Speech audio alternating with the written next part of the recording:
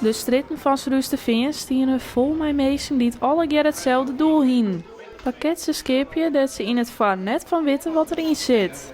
Ja, wie weet het eigenlijk ik net. Het zijn pakketjes die meestal retour gaan stuurt, die nooit ben ophellen, of het zijn verlend pakketjes. Dus het is alleen nog net, net openmaken bij iets of zo. Dus wie weet het eigenlijk ik net. Daar kun je zomaar een gouden ketting in zetten, maar dan kun je een pakket van 5 kilo helje. En wat zit er dan in? Ja, 3 bakstenen. Dat wist net. Het is echt een gok. Wie weet het ik net. Voor 2,50 euro de 100 gram kunnen beziekers een pakket onderschaffen.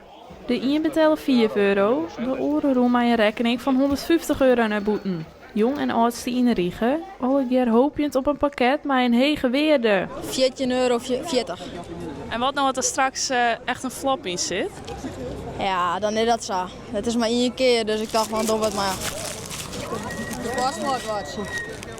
Dit is denk ik wel aardig wat waarde, of net? Ja hoor.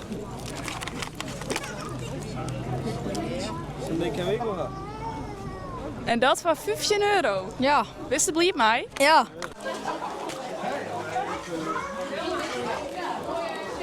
Dashcam.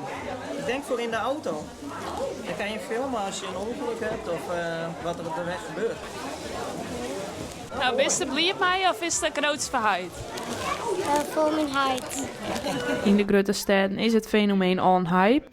De man hoop je dat ex-Srusterveen warm rint van dit idee. Het idee speelt ik al langer. Ja. We zijn echt goede maten van elkaar. We zijn een keer op video voorbij komen. We denken, nou, dit is wel wat voor een veen kunnen wijzen. Het moest al heel snel, maar ja, het is juist wat een impact het had. Het is gewoon, ja, ik ben er echt hartstikke blij mee. Lukt het zo? Ja, zeker. Wat op, jongen.